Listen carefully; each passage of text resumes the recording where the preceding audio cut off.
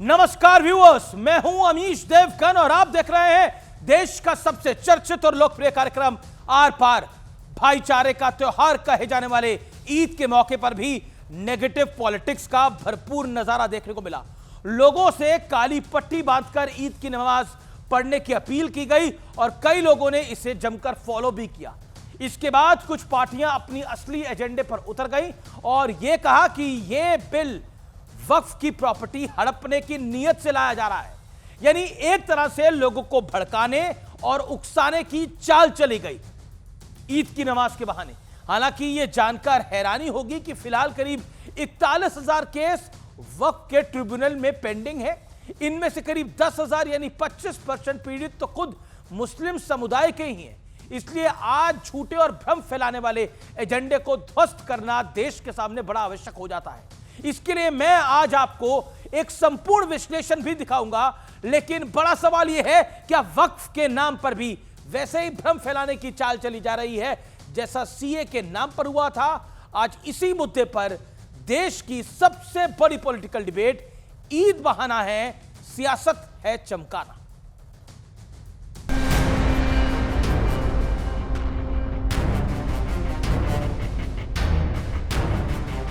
मेरे को अगर जगह नहीं मिली मैं तो रास्ते में पड़ूंगा। कर दो कैंसिल, मेरा पासपोर्ट किसमें ताकत है। कम से कम त्योहार का महीना तो छोड़ देते, कानून आने का इंतजार कर लेते।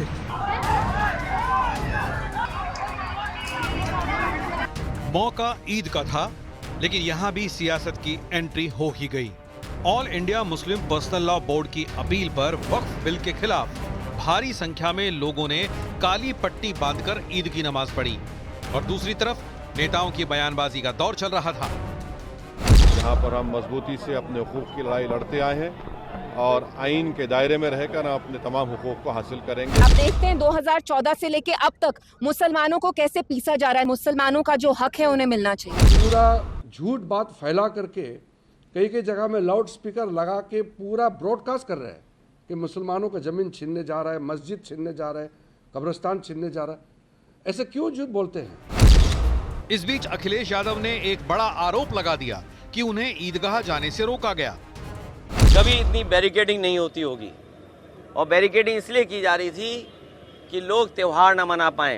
हम रामकृष्ण को धर्म मानता है, स्वामी विवेकानंद को धर्म मानता है, लेकिन हम जानबूझ के एक गंदा धर्म जो इसने बनाया, जो एक जुमला पार्टी ने बनाया, वो धर्म को हम नहीं मानता है।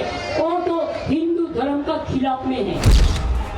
अब जरा बवाल वाली ये तस्वीरें देख लीजिए। मुरादाबाद में 2 शिफ्ट में नमाज का विरोध करते हुए कुछ लोग वहां के एसपी सिटी से भिड़ गए।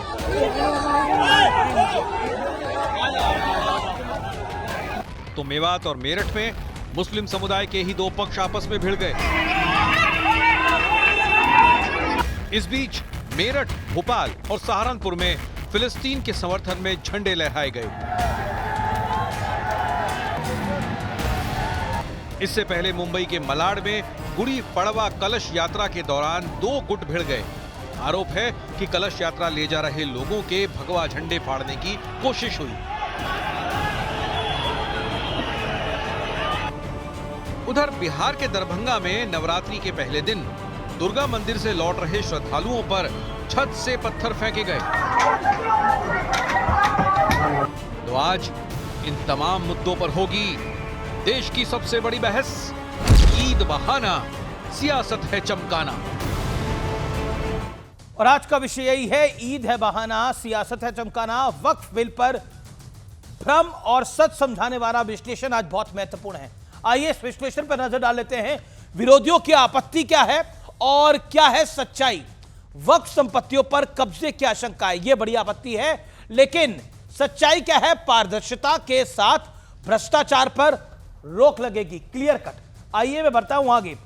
बिल से वक्फ बोर्ड की आजादी पर अंकुश लगेगा, यह एक बड़ी आपत्ति है, लेकिन तथ्य और सत्य क्या है?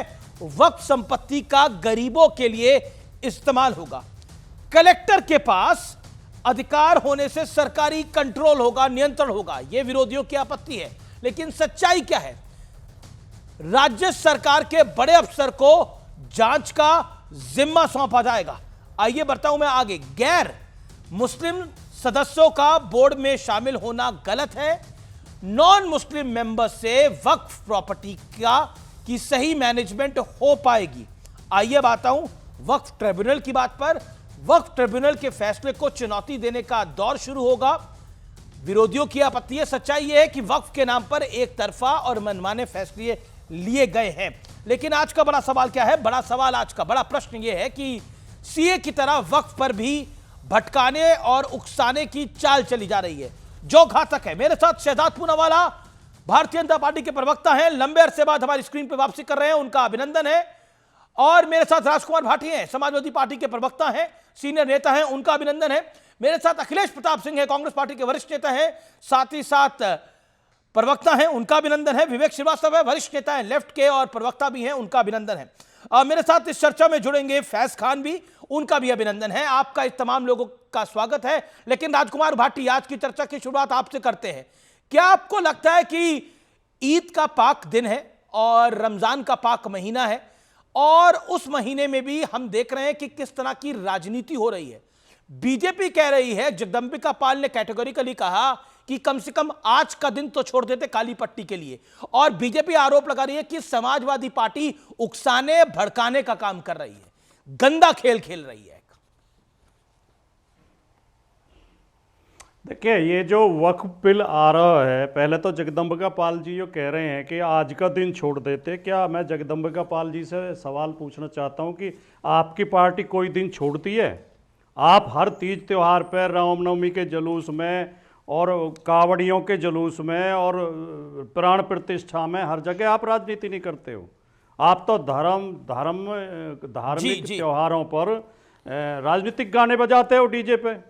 पहली बात तो ये। दूसरी बात, जो वक्फ बिल आ रहा है वो मुस्लिम समाज से संबंधित है, और मुस्लिम समाज को संदेह है, और उस संदेह के पर्याप्त कारण है कि हमारे साथ इस बिल, अगर ये बिल पास हो जाता है तो हमारी ज़मीनें छिन जाएंगी, हमारे अधिकार छिन जाएंगे। तो क्या सरकार को संतोषजनक तरीके से इसे सुनना नहीं चाहिए? ये एक अजीब परंपरा शुरू हो गई है कि जिस समुदाय के लिए बिल आता है वो विरोध करते हैं, तो कहते हैं इनकी समझ में नहीं आ रहा।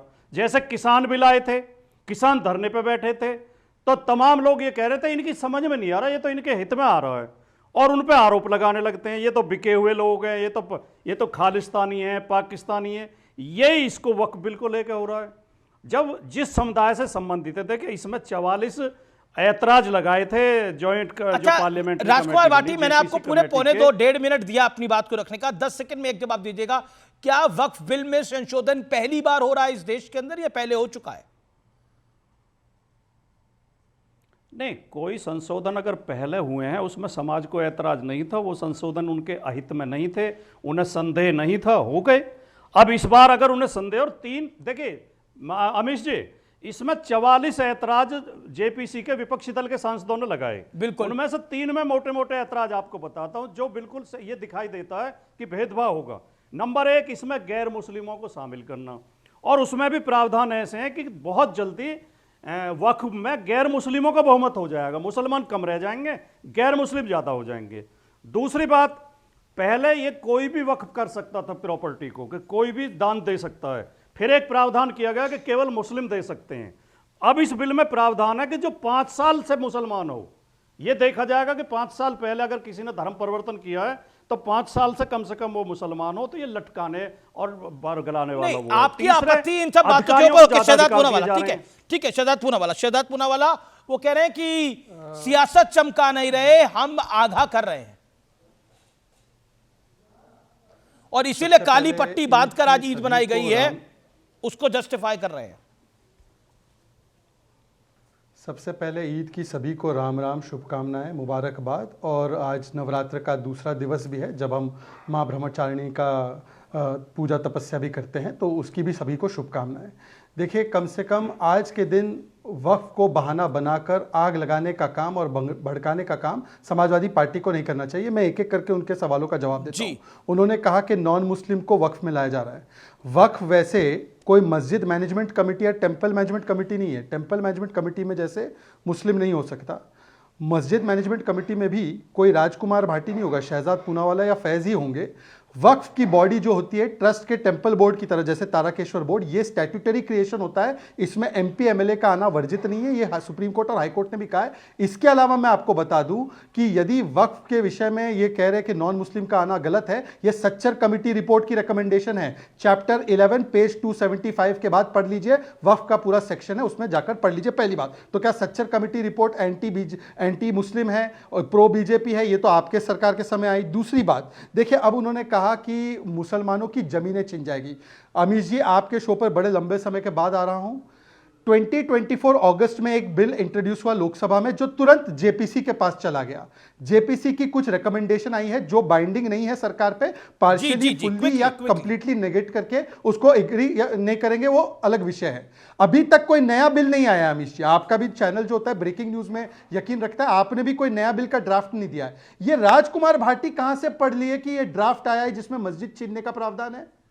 इसका मतलब कि कोई प्रावधान देखा नहीं। वैसे ही जैसे सीए में कह रहे थे कि नागरिकता छिन जाएगी, वैसे ही जैसे स्वरा राजकुमार भाटी एक्ट्रेस कह रही थी एनआरसी आ जाएगा, एनआरसी आ जाएगा। Okay, 40 second Rajkumar Bhati 40 second भड़काने का काम किया गया। राजकुमार 10 सेकंड और, मात्र 10 सेकंड और, मात्र 10 सेकंड और, जी जी जी मात्र 10 सेकंड और, जी जी 10 सेकंड और, मैं केवल इतने बोलिए। ये विषय राजकुमार जी 10 सेकंड और, बस 10 सेकंड और। ये विषय मुस्लिम बनाम हिंदू का है ही नहीं। आज केरला कैथलिक बिशप चर्च ने भी लिखा है। ये विषय है अमीर मुस्लिम जो पॉलिटिकल पार्टीज के साथ मिल जाते हैं और मेरे जैसे पसमानदा, गरीब, बेवा, हमारे अनाथ यतीम बच्चों का अधिकार जिनको नहीं मिल रहा है। 37 लाख एकर्स की property, 163 crore income. 37 lakh acres means 20 times size of Mumbai, Amish Devgan. But the income of this property is 163 crore. Where is this money going? It is going to Azam Khan. ये कहां जा रहा है? ओवैसी के जेब में। ये कहां जा रहा है? ये सब अमीर जो सैयद अशरफ मुसलमान है, ये पॉलिटिकल पार्टीज के साथ मिलकर okay Rajkumar Bhati okay 10 second you asked for, it is over. Okay Rajkumar Bhati 40 second. Rajkumar Bhati, क्या काली पट्टी बांधकर ईद के दिन नमाज पर जाना क्या आपको जायज लगता है ये प्रक्रिया? हालांकि लोकतंत्र है इस देश के अंदर। हाँ बिल्कुल, आपने जो शब्द मैं प्रयोग करता वो आपने कर दिया। लोकतंत्र में सबसे आसान तरीका है विरोध का, काली पट्टी बांध के अपने काम करना या अपनी पूजा पाठ करना, नमाज पढ़ना, सबसे सरल तरीका। अगर सबसे सरल तरीके पे भी आपत्ति है तो इसका मतलब तो लोकतंत्र का सम्मान ही नहीं है। लोकतंत्र को खत्म करना चाहते हैं जो लोग, जिन्हें काली पट्टी बांध के नमाज पढ़ने पर आपत्ति है। इससे सरल तो कोई तरीका, इससे साधारण तरीका हो ही नहीं सकता विरोध। मैं कोट कर रहा हूं, ना कहीं नारे लगाए, ना कहीं जुलूस निकाला, ना कहीं। दूसरी बात जो शहजाद भाई कह रहे हैं, शहजाद भाई सरासर झूठ बोल रहे हैं। मैंने तो, मेरे मुंह से मस्जिद शब्द निकला ही नहीं है। कह रहे हैं राजकुमार भाटी कह रहे हैं, ऑपोजिशन लीडर्स कह रहे हैं, मैंने तो ऐसा कहा ही नहीं। कई कह रहे हैं। अरे वो अलग बात है, कोई कह रहा होगा, कोई कह रहा होगा, कोई नहीं, लेकिन शहजाद भाई मेरा नाम लेके कह रहे हैं। देखिए, हाँ, भारतीय जनता पार्टी के लोगों को मुस्लिम समाज से कितनी नफरत है, ये शहजाद पूनावाला खुद मुसलमान होते हुए अगर इतना विरोध में बोल रहे हैं, तो जो मुसलमान नहीं है बीजेपी के सदस्य प्रवक्ता, वो कितना बोलते होंगे आप अंदाजा लगा सकते हैं। ओके शहजाद पूनावाला, तो केवल इतना बीजेपी को मुसलमानों से नफरत है, ये बड़ी लाइन खींचने की कोशिश है। ओके, ये बड़ी लाइन खींचने की कोशिश है। देखिए राजकुमार भाटी जी, जिन्होंने मुजफ्फरनगर दंगे दिए, हाशिमपुरा, भागलपुर, मीरठ, मलियाना जिनकी पार्टियों ने दिए, वो कम से कम मुसलमानों के हमनवा बनने की जो है कोशिश ना करें। हमने देखा है आपने मुसलमानों के लिए क्या किया है और क्या दिया है। दूसरी बात देखिए, आप कह रहे हैं संविधानिक लोकतांत्रिक अधिकार है। आपके नेता तेज प्रताप मिस्टर धर्मेंद्र यादव कहते हैं संसद चलने नहीं देंगे। आपके नेता नदवी जी कहते हैं सड़कों पर उतरना होगा। एमआईएम के नेता कहते हैं कि सिविल वॉर होगा। कोई और कहता है शाहीन बाग बन जाएगा, जिसको समाजवादी पार्टी और कांग्रेस पार्टी समर्थन देती है, एएमपीएलबी को। यह संविधानिक। और आखिरी बात, संविधान और लोकतंत्र की बात, राजकुमार भाटी आप राम मंदिर आंदोलन में गोलियां चलाई राम भक्तों पर, साधु संतों को इंक्लूडिंग हमारे अविमुक्तेश्वरानंद जी को आपने डंडों से पिटवाया वाराणसी में। आपने जिस प्रकार से घंटे बंद करवा दिए मंदिरों के नमाज के समय पर, यह 2012 कोटेड न्यूज है कि कांग्रेस की सरकार आंध्र प्रदेश में, जिसको ये लोग समर्थन कर रहे थे केंद्र में, उसने बाकायदा भाग्यलक्ष्मी मंदिर में मंदिरों के घंटे बंद करवा दिए क्योंकि नमाज का समय था। यह बात कर रहे लोकतंत्र की और प्रदर्शन और प्रोटेस्ट की। वाह भाई, 100 चूहे खाकर राजकुमार भाटी पता नहीं कहां चले। 10 सेकंड केवल। Okay 10 second, then Akhilesh Pratap Singh ji. Okay 10 second Rajkumar Bhati. Shahzad भाई ने 3 नेताओं को कोट किया। एक जिसने सिविल वार की बात की वो हमारी पार्टी का नहीं है। सिविल वार की बात करना बिल्कुल गलत है। लेकिन संसद नहीं चलने देंगे, सड़कों पर उतर जाएंगे। ये तो लोकतांत्रिक प्रक्रिया है, इसमें आपको क्या आपत्ति है? दूसरे आप जो कह रहे हैं कि मुजफ्फरनगर दंगे और हाँ, तो मुजफ्फरनगर में हमने दंगे कराए थे या आरएसएस ने, बीजेपी ने कराए थे? हम मुसलमानों को पिटवा रहे थे वहां, या हम मुसलमान, उनके जो पीड़ित लोग हैं, चाहे हिंदू थे चाहे मुसलमान थे, उनकी मदद कर रहे थे, हम कंट्रोल कर रहे थे। आपने अयोध्या में गोलीबारी का जिक्र किया, जिन लोगों ने गोली चलाई थी किसी के खिलाफ मुकदमा हुआ? तो वो तो कानूनन और संवैधानिक रूप से चली थी। और जिस व्यक्ति ने गोली चलाने का आदेश दिया था वो तो आज राम मंदिर समिति के निर्माण समिति के ट्रस्ट का अध्यक्ष है। हाँ, कानूनी रूप से पुलिस ने चलाई थी। और जिस व्यक्ति ने आदेश दिया था वो राम मंदिर निर्माण समिति का अध्यक्ष है, नृपेंद्र मिश्रा। नृपेंद्र मिश्रा, सुनिए, जिसके आदेश से गोली चली थी। भाटी जी, एक विषय को आप तो गायब कोई कर वो गए। गैरकानूनी काम था। एक विषय को एकदम आपने चालाकी से, सुनिए भाटी जी, एक विषय को तो आप पूरा गायब भी कर गए। 2015 में वाराणसी पर आपने गणेश चतुर्थी के अवसर पर डंडों से पिटवाया हमारे अभी मुक्तेश्वरानंद जी को। बताइए, सही था गलत था? अभी आपने बीजेपी के विधायक को लौनी में डंडों से पिटवाया पुलिस से। ठीक है, मैं एक सेकंड जुलूस निकाल रहा था। मैं विषय पर आता हूं, शहजादपुरा वाला राजकुमार भाटी। ओके, अखिलेश प्रताप सिंह, मैं महबूबा मुफ्ती की सुपुत्री को कोट कर रहा हूं, इल्तिजा मुफ्ती। वो कहती है कि आप देख रहे हैं 2024 से लेकर अब तक मुसलमानों को कैसे पीसा जा रहा है। मैं जो शब्द बोल रहा हूं उन्हें ध्यान से नोट करिए व्यूअर्स, और आप, मुसलमानों को कैसे पीसा जा रहा है, मुसलमानों का जो हक है वो उन्हें मिलना चाहिए, ये इल्तिजा मुफ्ती कह रही हैं। अब मैं कोट कर रहा हूं जयराम रमेश को, जो कि कांग्रेस पार्टी के महासचिव है और मीडिया डिपार्टमेंट के भी हेड है। वक्फ बिल हमारे संविधान पर सीधा हमला है, जबकि कोई बिल नहीं आ रहा है। पॉइंट नंबर 1, सिर्फ संशोधन हो रहा है। कांग्रेस और विपक्षी पार्टियां पुरजोर विरोध करेंगी और संसद, और साथ में यह भी कहा गया कि जेडीयू और टीडीपी को चुनौती दी गई कि आप अगर सेकुलर अपने आप को कहते हैं तो रोकिए इस बिल को। मैं ये जानना चाह रहा हूं, जब कांग्रेस की पार्टी कांग्रेस की जब सरकारें रही अखिलेश जी, जब वो वक्फ बिल में संशोधन करती थी तो सेकुलर फैब्रिक को, जिसे कहते हैं सेकुलर फैब्रिक को बाइफरकेट किया जाता था, उसको समाप्त कर दिया जाता था, क्योंकि अगर सिर्फ संशोधन सेकुलरिज्म को समाप्त करना है तो ये टाइम स्टार्ट था। सर अखिलेश जी। अमीर जी, देखिए, आपने शुरुआत की काली पट्टी बांधने से। कोई जुर्म और जाति करता रहे और कोई उसे अपनी असहमति भी नहीं व्यक्त कर सकता इस देश में, लोकतंत्र में, और आपको उस पर आपत्ति हो रही है, क्योंकि आप लोग भी फांसीवादी सोच के एक पार्ट हैं। जब आप कहोगे एक धर्म को कि आप सड़क पर नमाज नहीं अदा कर सकते एक दिन के लिए, 1 घंटे के लिए, छतों पे भी हम नमाज नहीं पढ़ सकते, आपको अगर ऐसा करते देखा जाएगा तो आपका पासपोर्ट निरस्त कर दिया जाएगा, आप पे ये कार्रवाई की जाएगी। क्या 2 कानून चल रहा है हिंदुस्तान में? और दूसरे धर्मों के लोग क्या सड़कों पर अपने धार्मिक कार्यक्रम नहीं करते हैं क्या? हमेशा से करते रहें। अगर करते रहें तो करते भी रहें, कोई आपत्ति नहीं किसी को होनी चाहिए, उसे व्यवस्थित करनी चाहिए। बराबर का अधिकार सबको है। यदि किसी को मनाही है तो फिर सबको मनाही होगी। लेकिन ये बेशर्म सरकारें हैं। 1 दर्जन से ज्यादा बार उत्तर प्रदेश की सरकार को सुप्रीम कोर्ट ने डांट लगाई है और इन्हें अपने निर्णयों को वापस लेना पड़ा। इस तरह से तानाशाही हुकूमत के निर्णयों को जो प्रदेश की सरकार कर रही है। एक अधिकारी है जो जब मन करे टीवी पे आके कुछ बोलता है, वहां का शासनादेश से हाईकोर्ट में अंडरटेकिंग दे रखा है, डीजी का आदेश है, गवर्नमेंट का आदेश है कि कौन अधिकारी किस तरह से अधिकृत है टीवी पे बात करने के लिए, लेकिन वो पॉलिटिकल बयान देता है, माहौल को खराब करता है और ये सरकार उसे संरक्षण देती है।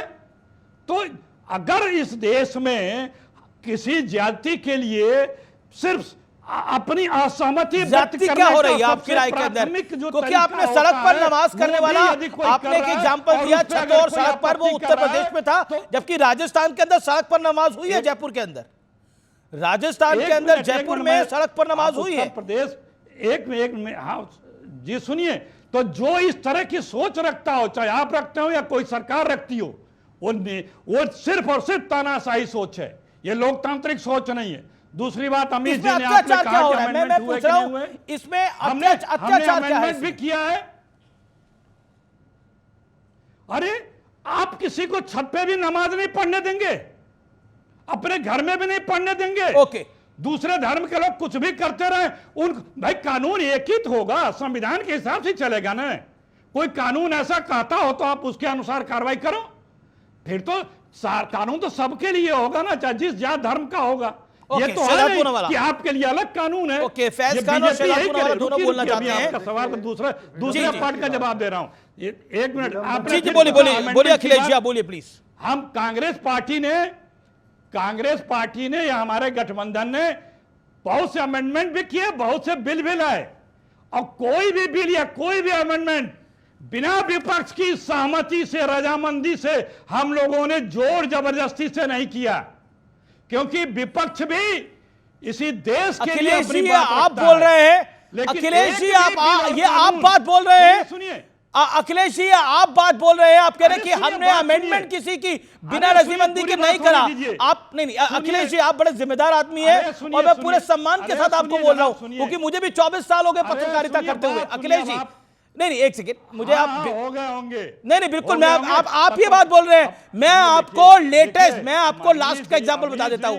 यूपीए सरकार थी और दो राज्यों को अलग करना था, आंध्रा और तेलंगाना को। दरवाजे बंद कर दिए गए थे लोकसभा के अंदर, मिर्ची स्प्रे आया था अंदर, विरोध हो रहा था, उसके बावजूद ऐसा अलग किया कि तूफान खड़ा हो गया। मैं आंध्रा और तेलंगाना के अलग करने के विषय की बात कर रहा हूं। याद है आपको किससे सहमति ली गई थी? क्या लोकतंत्र की हत्या थी? नहीं, लोकतंत्र की हत्या इसको आप नहीं कह सकते। आपके पास नंबर था, आपके पास मेजॉरिटी थी, आपने करा।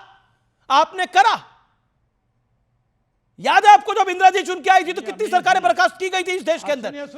जब संजय गांधी होते थे कितनी सरकारें बर्खास्त की गई थी? कौन सा लोकतंत्र, किस लोकतंत्र को चमकाया जा रहा था? बताइए अखिलेश जी, मैं फैक्ट बता रहा हूं। रुकिए, आपका व्हाट्सएप ज्ञान हो गया। मेरा व्हाट्सएप ज्ञान नहीं है क्या आंध्रा और तेलंगाना को अलग ऐसे नहीं किया गया था? क्या आंध्रा और तेलंगाना को अलग नहीं किया गया था? क्या इंदिरा जी जब वापस आई थी तो सरकारें निलंबित नहीं की गई थी? ये हार्ड फैक्ट है सर। व्हाट्सएप ज्ञान मानिए या गूगल ज्ञान मानिए, ये आपकी सहमति के ऊपर है, लेकिन ये आप पर भी दर्शाता है।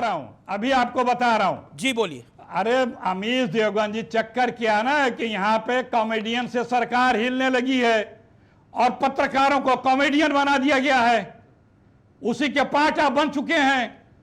इसी 10 साल के अंदर कितने बिल टिप्पणी कर रहे हैं? मैं आपको फैक्ट बता रहा हूं। जबरदस्ती अब मुझे नहीं समझ में नहीं आ रहा आपको पत्रकार। अच्छा, ये क्या इंदिरा जब तत्काल सरकार थी वो कॉमेडी कर रही थी? डॉक्टर मनमोहन सिंह की सरकार? मैं बीच में नहीं बोल रहा, फैक्ट बोल रहा हूं। आप पर्सनल टिप्पणी आपने करी, मैं भी 1000 पर्सनल टिप्पणी आप पे कर सकता हूं, लेकिन मैं वो करूंगा नहीं, मेरा वो स्तर नहीं है। चीखते हैं आप तो, सिर्फ अपना भाषण चीखते हैं। सुनिए, दूसरों को बोलने का अवसर दीजिए। राज्यसभा में भी बहुमत नहीं था, कृषि कानून लाए थे, वापस लेना पड़ा। आप कृषि कानून अध्यादेश वापस करने के लिए अधिनियम जो बना था, भूमि अधिग्रहण कानून, उसको वापस करने के लिए अध्यादेश आपको वापस लेना पड़ा। जितने कानून बना जबरदस्ती कर रहे हैं, ये भी जबरदस्ती कर रहे हैं। आप सदन को चलने नहीं देते, सत्ता दल खुद सदन को डिस्टर्ब करता है। जी लोग यहाँ बैठ करके और मैं बताता हूं कि लोकतंत्र की सबसे बड़ी कॉमेडी क्या थी। जब एक ऑर्डिनेंस को फाड़ दिया गया था प्रेस क्लब के अंदर, सबसे बड़ी लोकतंत्र की कॉमेडी हुई थी। किसने की थी? व्यूअर्स आप जानते हैं किसने फाड़ा था उस ऑर्डिनेंस को। मैं इसके आगे कुछ नहीं बोलता। Shehzad Poonawalla, react to it. नफरत फैला रहे हैं आप, एक कम्युनिटी को डाउन करने का काम कर रहे हैं। Congress blames it. फैज खान, मैं आपके पास आऊंगा और विवेक आपके पास भी आऊंगा। मैंने अखिलेश जी की बात बिना कोई हस्तक्षेप के सुनी, तो मैं मात्र 30-40 सेकंड ही मांग रहा हूं। जी 40 सेकंड। उन्होंने अभी कहा कि नमाज सड़कों पर अदा करने का अधिकार नहीं दिया जाए। पूरे टाइम अमीश देवगन किए। अखिलेश जी, यदि आप चाहें तो मैं बोल दूं, वरना आपका अगर बस चलता है ना बोलूं तो पसमानदा हूं, नहीं बोलने देना है बता दीजिए। मैंने बहुत दिनों बाद आया, बोलिए, आप बोलिए। थैंक यू, धन्यवाद सर, धन्यवाद। देखिए, ऐसा है कि अभी तेलंगाना की सरकार ने होली के अवसर पर 144 लगा दिया। होली कैसे खेलना है इसके गाइडलाइन इशू कर लिए, और राजस्थान में कांग्रेस की सरकार थी तो अनेकों पर्वों की यात्रा पर 144 लगाते थे। अब नमाज जो सड़कों पे अता होती है, सऊदी अरेबिया, ओमान, यूएई, यहाँ तक कि यूएई में तो 1000 दिरहम फाइन लगता है अगर आप जो अनरिस्ट्रिक्टेड एरिया में जाकर वहाँ पे नमाज अता करते हैं। हर जगह पर नमाज जो है वो मस्जिद में अता होती है, ये पूरी दुनिया का रूल है।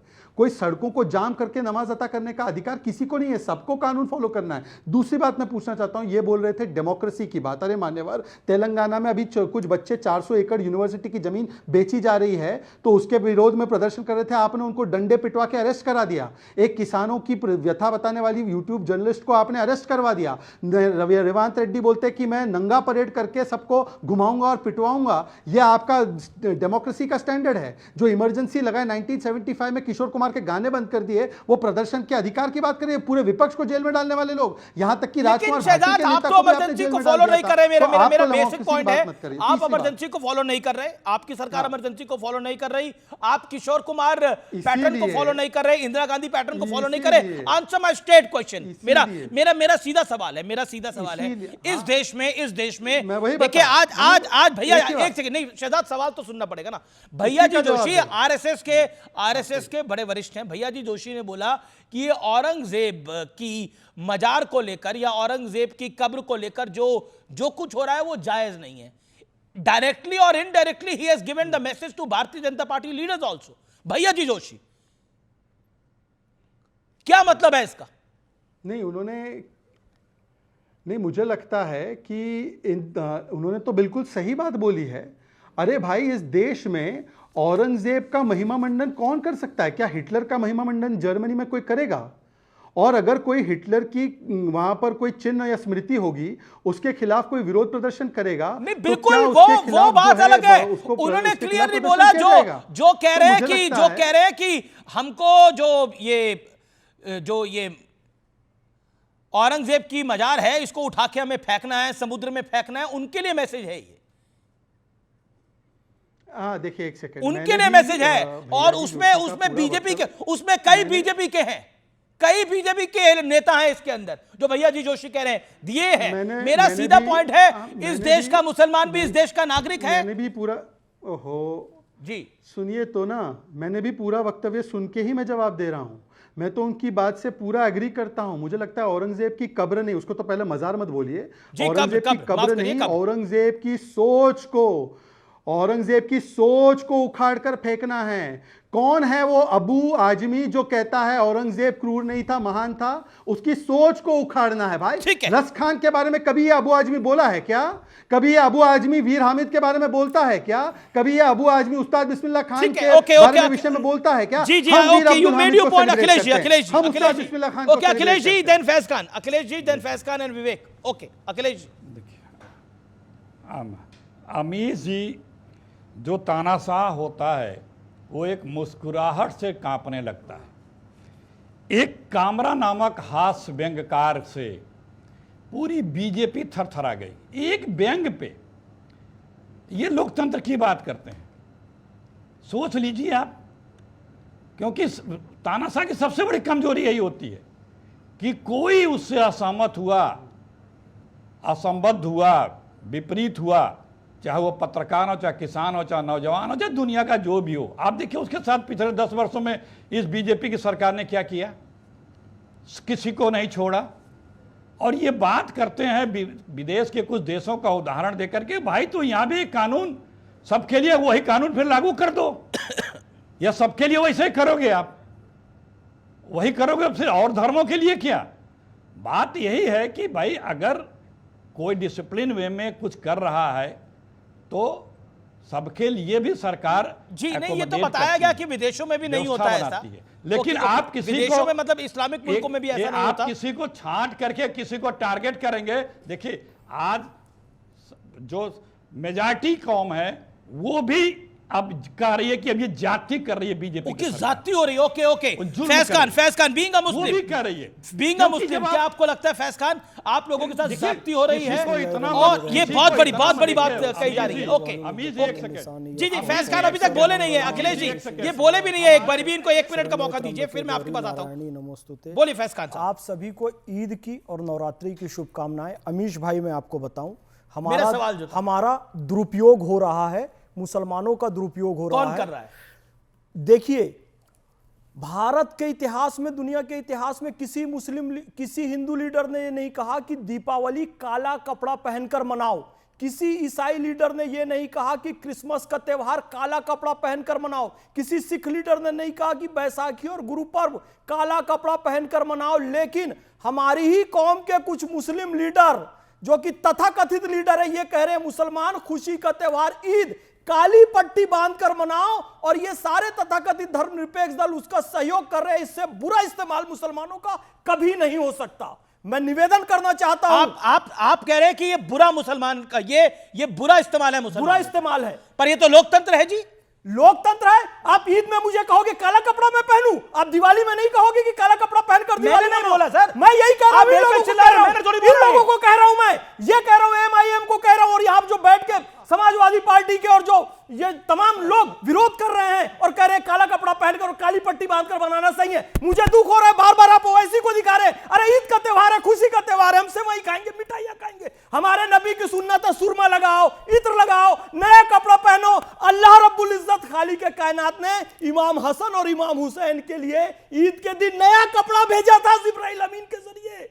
तो हम अल्लाह की बात मानेंगे, अपने नबी की सुन्नतों को मानेंगे, इन नेताओं को मानेंगे। आप भावुक हो रहे हैं। अरे भावुक इसलिए हो रहा हूं, आप कैसे काला कपड़ा पहनने बोल सकते हैं? मेरा निवेदन है, आप आराम से, मैं पानी आपके लिए मंगवाता हूं। लेकिन देखिए, आपकी बात लॉजिकल है, आपकी बात जायज है, लेकिन देखिए इसको मैंने तो नहीं बोला करने के लिए, ना ही ये तो एक फरमान आया जिसको फॉलो किया गया। गलत फरमान आया, इस्लाम के खिलाफ फरमान आया, अल्लाह के खिलाफ फरमान आया। राजकुमार भाटी और संविधान के खिलाफ। विवेक श्रीवास्तव, राजकुमार भाटी, अखिलेश जी, एक सेकंड, मैं रुक करता हूं विवेक श्रीवास्तव का। विवेक श्रीवास्तव, रिस्पॉन्ड टू हिम। जी देखिए, पहले तो देखिए, थोड़ा लाइटर वेन में कहूंगा अमीश भाई, इन्होंने तो आपको मौलाना बना दिया जिसने फतवे जारी कर दिया। देखिए ये मैं नहीं कह रहा हूं, यहां पर ये एंकर है इसलिए इनके जरिए कह रहा हूं, जैसे लोकसभा में अध्यक्ष के माध्यम से कहा जाता है। बड़ी अच्छी बात है, बड़ी अच्छी बात है। अब आप सुन लीजिए, इस देश के अंदर एक बहुत बड़े स्वतंत्रता सेनानी हुए जिनका नाम था बाल गंगाधर तिलक, जिन्होंने गणेश पूजा, गणेश उत्सव और प्रोसेशन का इस्तेमाल किया भारतीयों को इकट्ठा करने में, अंग्रेजों के खिलाफ किया भैया, मैसेज देने। अरे बाप रे, धर्म का इतिहास आप शांत हो जाइए, कभी इस्तेमाल किया, नवदुर्गा का इस्तेमाल किया, छत्रपति शिवाजी जयंती का अंग्रेजों के खिलाफ किया। अच्छा विवेक 40 सेकंड बोलने, फिर आप बोलेगा। आप इमोशनल भी हो रहे थे, मैं पानी की व्यवस्था करी जाए प्लीज इनके लिए। ओके, बोलिए विवेक जी आप। हाँ, पानी भी कर दीजिए जी। अब आप सुनिए, तो इसलिए कभी भी कोई कम्युनिटी, कोई देश, कोई समाज अगर व्यथित फील करता है, धर्म में उसकी आस्था है, वो धर्म के जरिए अपना प्रदर्शन करता है, इसमें कोई बुराई नहीं है। पैलेस्टीन में अगर लोग मारे गए हैं, खत्म हो गए हैं, बच्चे मारे गए हैं, ये क्या उसके लिए लोगों के मन में सद्भावना है, लोग उसके लिए नमाज अदा करते हैं, कोई बुराई नहीं है। बिल्कुल करिए। आप इस मुल्क के अंदर, अब अगर शहजाद पूनावाला अगर गरीब हैं तो इस देश का हर नागरिक ऐसा गरीब हो, मैं तो कहता हूं। अरे भैया, हमको फिलिस्तीन से क्या लेना देना है? जय फिलिस्तीन कहने वाले आप लोग हो, ये वो फिर वही विचारधारा है। बिल्कुल थाली लेकर तैयार थे, रूस में से ये लोग संचालित होते, चाइना से संचालित होते, इस्लामाबाद से संचालित होते, नागपुर में आपत्ति करते हैं। देश यहाँ की विचारधारा से संचालित होगा, इस्लामाबाद और बीजिंग सऊदी अरब से संचालित होगा।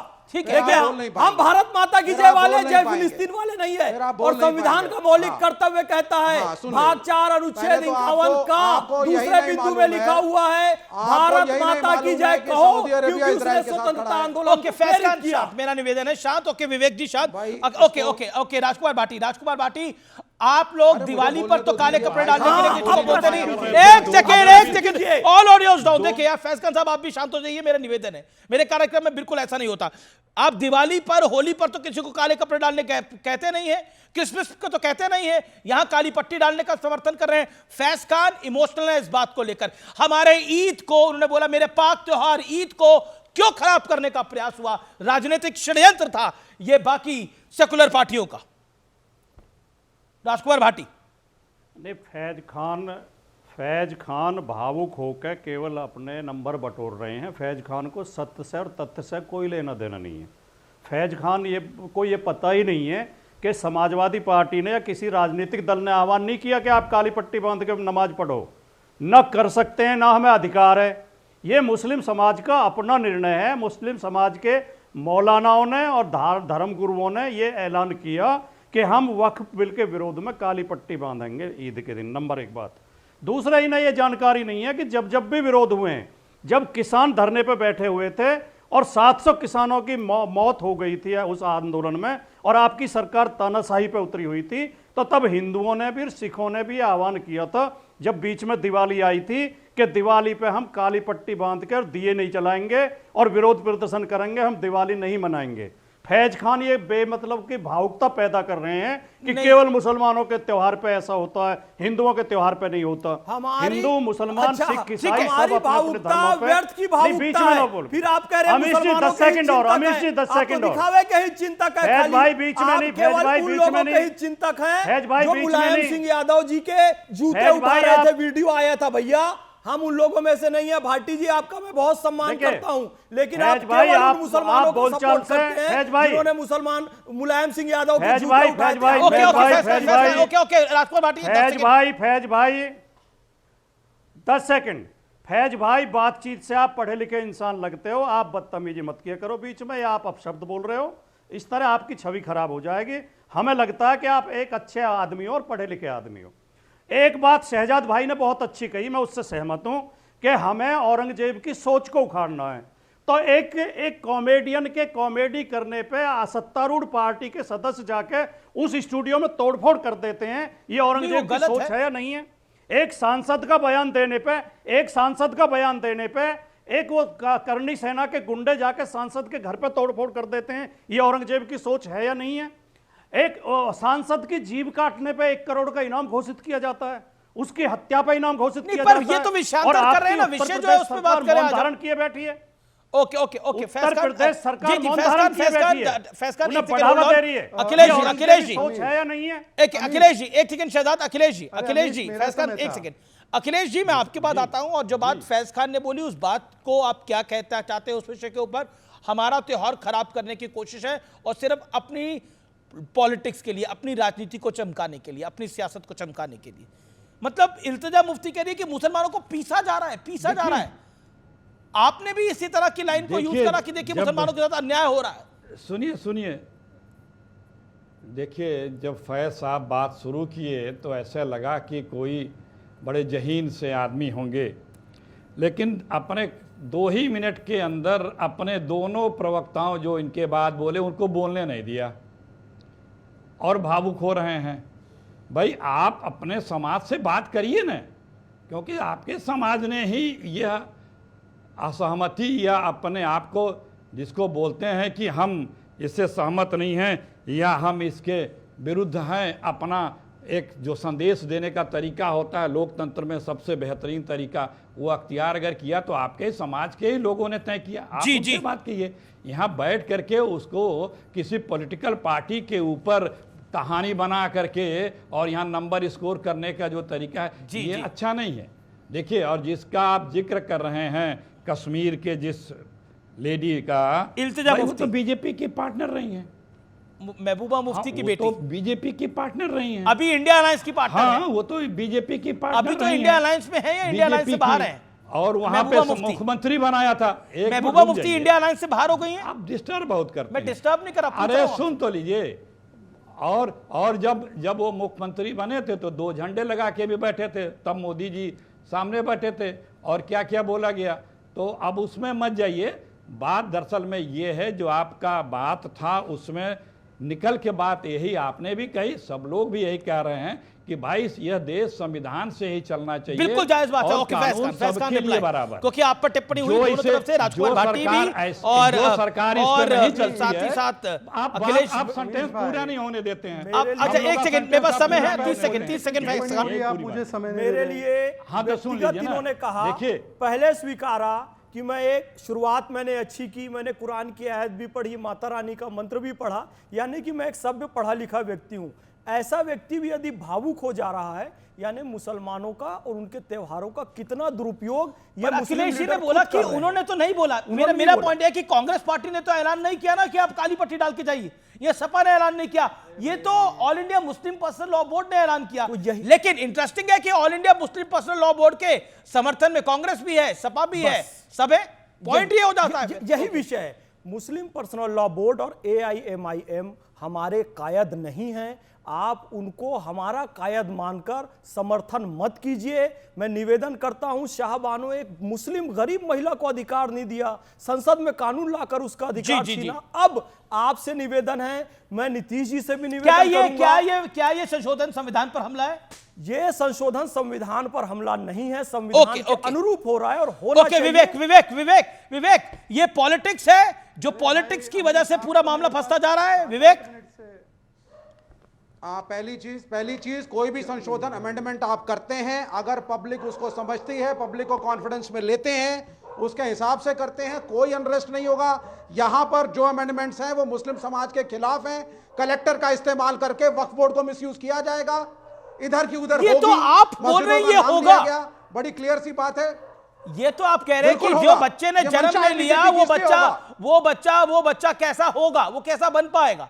मतलब आप तो पहले ही मनोकामना कर रहे हैं कि अच्छा ही ना हो। नहीं, बच्चा जन्म ले चुका है। फिर नहीं तो अभी संशोधन आ गए हैं, संशोधन ये होंगे तो फलाना ढिमकाना होगा। ओके, शहजादपुरा वाला, ठीक है। नहीं, बच्चा जन्म ले चुका है। ठीक है, शहजादपुरा वाला। मैंने काफी देर से सबकी बात सुनी है जी। शहजाद अमीश जी ऐसे मत करवाइए, मैंने काफी देर से सबकी बात सुनी है, मुझे जल्दी 30 सेकंड का अवसर दीजिए। देखिए, सबसे पहले ये कहते हैं कि मुसलमान इसका विरोध करे। भाई, मुसलमानों ने ही प्रपोज किया है। 9 JPC report of Rahman Khan, Sachar committee report, दरगाहों के सज्जादा नशीन और सारे उनके अध्यक्ष और जो गद्दी पर बैठते हैं, आगा खानी कम्युनिटी, बोरा कम्युनिटी, इन लोगों ने ही रेकमेंड किया है कि हमको ये चेंजेस चाहिए। पॉइंट नंबर 2, अभी क्या कहा इन्होंने कि देखिए, पैलेस्टाइन के लिए अगर कोई आवाज़ उठाता तो क्या दिक्कत है? बिल्कुल अच्छी बात है। विवेक जी बताइए, यमन में मुस्लिम बच्चे मारे जा रहे किसकी वजह से? उनके लिए कभी आवाज़ उठी क्या? कभी बताइए कि जो चाइना में मुसलमानों को मारा जा रहा है जिंजियांग प्रोविंस में, उसके लिए कभी आवाज उठी क्या? आप आवाज उठाएंगे क्या? वहां पर तो तोप लगाकर मस्जिदों को तोड़ा जा रहा है और कुरान पाक को जलाया जा रहा है। उसके लिए भी तो एक बार नमाज अता करने के बाद प्रोटेस्ट करना चाहिए। सर, मैंने आपके बीच में नहीं बोला। विवेक जी मैंने आपके बीच में नहीं बोला। अमीश 10 सेकंड्स मोर, अमीश ओनली 10 सेकंड्स। अमीश जी देखिए, अभी फैज खान जो भावुक हुए, मैं उनकी भावनाओं का बड़ा कदर करता हूं। मैं बताता हूं क्यों। मुसलमान आमतौर पर हम लोग का काला रंग वर्जित तो नहीं है, पर हम काला रंग केवल एक अवसर पर ज़्यादा पहनते हैं, मुहर्रम में, जब इमाम हुसैन की शहादत को हम लोग एक प्रकार से याद करते हैं। अब क्या आप कह रहे हैं कि एक कानून इमाम हुसैन की शहादत से तुलना होगी उसकी? हम काला रंग तब पहनते हैं, अमीर जी इस बात को समझिए, तब पहनते जब इमाम हुसैन की शहादत का हम लोग जो है गम मनाते हैं। राजकुमार भाटी जी का मैं बहुत सम्मान करता हूं, पर कम से कम हमारी धार्मिक भावनाओं के साथ इस प्रकार का खिलवाड़ ना करें। इन्होंने कहा है गौशाला दुर्गंध देती है, ये सुअरों के भाड़े में जाकर इनको सुगंध आती है, ये मठाधीश को माफिया बोलते हैं। हिम्मत है किसी मौलाना को बोलने की? हिम्मत है पादरी को बोलने की? Okay, Rajkumar Bhati 10 second. नहीं, मैं तो ये सोच रहा था कि शहजाद भाई ब्रेक लेके आए हैं, कुछ सुधार करके आएंगे। यार आप तो वो के वही हो जो पहले थे यार। यह उस पर दुर्गंध पर चर्चा हो रही है क्या? आपका जो मन में आता है वो बोलते चले जाते हो। आपने बोला कि नहीं? गौशालाओं में उत्तर प्रदेश में बीजेपी सरकार ने इतना भ्रष्टाचार कर दिया, उनके चारे के पैसे खा जाती है बीजेपी। तो संवैधानिक तौर पर जो हो पाएगा वो करेंगे, ये तो अधिकार है। फैज खान हमारे साथ हैं, मेरे साथ अखिलेश प्रताप सिंह है, राजकुमार भाटी हैं, विवेक श्रीवास्तव है। आप तमाम लोगों का एक बार फिर अभिनंदन है। शहजाद पूनावाला है। मैं सीधा रुख करता हूं अखिलेश जी आपका। क्या आपको लगता है जो कांग्रेस पार्टी के ने लाइन ली है कि यह संविधान पर सीधा हमला है, लेकिन संशोधन संविधान पर हमला कैसे हो सकता है? क्योंकि भारतीय संसद भी तो संवैधानिक तरीके से ही चलती है। नहीं, देखिए अमीश जी, सिर्फ कांग्रेस पार्टी ही नहीं, पूरा विपक्ष ही नहीं, जो बीजेपी के अलायंस पार्टनर हैं उनके तरफ से भी सिग्नल्स आने लगे हैं, चाहे नायडू जी हों चाहे नीतीश कुमार जी हों। उनके बयानों को आप नहीं दिखा रहे हैं या बता रहे हैं, वो लोग भी इससे पूर्णतः सहमत नहीं दिख रहे हैं। अब जब जेपीसी बनी, उस पर भी अब जेपीसी किस लिए बनती है कि रायशुमारी हो जाए। आप वहां भी तानाशाही करते रहे। सारे जितने भी विरोध थे उसको संसद में प्रस्तुतिकरण से पहले पीछे हट गए, नहीं रखे, बाद में शोर मचा तो सप्लीमेंट्री लाया, उसको ब्लर कर दिया, उसमें तमाम चीज़ों को छोड़ दिया। नॉन स्टेक होल्डरों से आप बात कर रहे हो, जो तमाम पॉइंट्स हैं उसको टेकअप नहीं कर रहे हो। हमारे नायडू जी तो कुछ कह नहीं रहे ना इस विषय को लेकर। नायडू जी तो बाकायदा समर्थन कर रहे हैं, नीतीश कुमार भी समर्थन कर रहे हैं, वो तो समर्थन कर रहे हैं इस बिल का, कह रहे this is good for Muslims. इधर जो कई दिनों में जो डेवलपमेंट दिखा है, कई दिनों में जो डेवलपमेंट दिखा है, उससे अब नहीं लगता कि पुराना स्टैंड नीतीश जी का ओके शहजाद पूनावाला, क्या एनडीए में फूट है इस पूरे मामले के ऊपर? क्या एनडीए एकजुट नहीं है? ये बड़ी लाइन खींची है कांग्रेस पार्टी ने। देखिए ऐसा है, मैं अखिलेश जी को सिर्फ इतना सा कहूंगा कि जाके उद्धव सेना का स्टैंड क्या है इस पर पहले वो जान ले। उद्धव सेना सपोर्ट में है या उद्धव सेना विरोध में है, ये पहले खुद जान ले। वो वॉकआउट करेंगे, हमारी चिंता वो जब संशोधन आएगा वो वॉकआउट करेंगे। नहीं, वो वॉकआउट करेंगे या वो बेल आउट करेंगे मुझे नहीं पता, पर मैं आपको बताना चाहता हूं असंवैधानिक क्या होता है। सेक्शन 4 का कहना कि जो मुझे मन में आए मैं उस प्रॉपर्टी को क्लेम कर लूं। सेक्शन 5 और 40 का कहना कि अगर मैं क्लेम कर देता हूं तो मेरे ही ट्राइब्यूनल में केस चलेगा और कोर्ट में जाने का अधिकार नहीं होगा। फिर यह कहना कि आपके ऊपर ही ओनर से यह बताना कि मैंने आपकी प्रॉपर्टी क्लेम की, पर आपको बताना है कि यह प्रॉपर्टी वक्फ की नहीं है। और इस तरीके से महाकुंभ की जमीन, 1500 साल पुराना मंदिर क्लेम कर देना, ताजमहल क्लेम कर देना, ऐसा अधिकार और किसी के पास नहीं, ना हिंदू के पास, ना जैन के पास, ना सिख के पास, ना बौद्ध के पास, ना पारसी के पास। और यह असंवैधानिक व्यवस्था है जो 2013 में और 1995 में कांग्रेस करके गई थी। तो Akhilesh ji 10 second Akhilesh ji, then Faiz Khan. Okay Akhilesh जी से देखिए, ये बीजेपी के लोग सिर्फ इधर उधर और कंफ्यूज करने की बात करते हैं। जब आप खुद कह रहे हैं कि इसमें नॉन मुस्लिम वक्फ नहीं कर सकता, या जो 5 साल से पहले का मुस्लिम है वो वक्फ नहीं कर सकता है, लेकिन वक्फ कमेटी में नॉन मुस्लिम हो जाएगा। वाह रे भैया, तो बीजेपी कंफ्यूजन कर रही है Faiz Khan, supreme court BJP confusion कर रही है। बिल्कुल कंफ्यूज नहीं कर रही है। पर सेकुलर पार्टियों को शक है। प्रतिदिन 1 करोड़ रुपए नॉन मुस्लिम की तरफ से दरगाहों खानकाहों में आता है। सेक्युलर पार्टियों को दिक्कत इसलिए मुसलमानों को बंधुआ मजदूर आज तक को मानते आए हैं। मुसलमान की अब वो बंधुआ मजदूरी खत्म हो रही है, वो बीजेपी की तरफ भी जा रहा है, संघ की तरफ भी जा रहा है, तिलमिलाहट। ओके, बंधुआ मजदूरी मुसलमानों की कम हो रही है, दिक्कत ये हो रही है। राजकुमार भाटी जी, नहीं ये ऐसा क्यों मानते हैं? ये पूरे मुस्लिम समुदाय का अपमान कर रहे हैं फैज खान ये कह के मुसलमान बंधुआ मजदूर है। मुसलमान में सोच नहीं होती, समझ नहीं होती, विचारधारा नहीं होती उनके अंदर। आप ये मानते हैं कि देखिए ये मान लेना ये पूरे समुदाय को एक मतलब अपमानित करना है। मुसलमान समुदाय की ओर से इसका विरोध हो रहा है। जी विवेक फाइनल वर्ड, 5 सेकंड विवेक फाइनल वर्ड। देखिए, संघ से जुड़े हुए मुस्लिम एनजीओज को हम मुसलमानों का प्रतिनिधि नहीं मानते हैं। इनका काम सिर्फ मुसलमानों को बरगलाना है और गलत दिशा देना है, और हम इस मुल्क को इजराइल की कॉलोनी बनने नहीं देंगे। नहीं तो कौन सा ऐसा इस्लामिक मुल्क है विवेक भाई, बता दीजिए जहां सड़क पर नमाज हो रही है और जहां पर वक्फ जैसा हिंदुस्तान में चल रहा है वैसा हो रहा है? बताइए, 57 है, एक बताइए कौन सा। चलिए समय यहां खत्म हो रहा है, लेकिन चलते चलते आज का विचार, अच्छे समय से ज्यादा अच्छे इंसान के साथ रिश्ता रखो। अच्छा इंसान अच्छा समय ला सकता है, अच्छा समय अच्छा इंसान नहीं ला सकता है।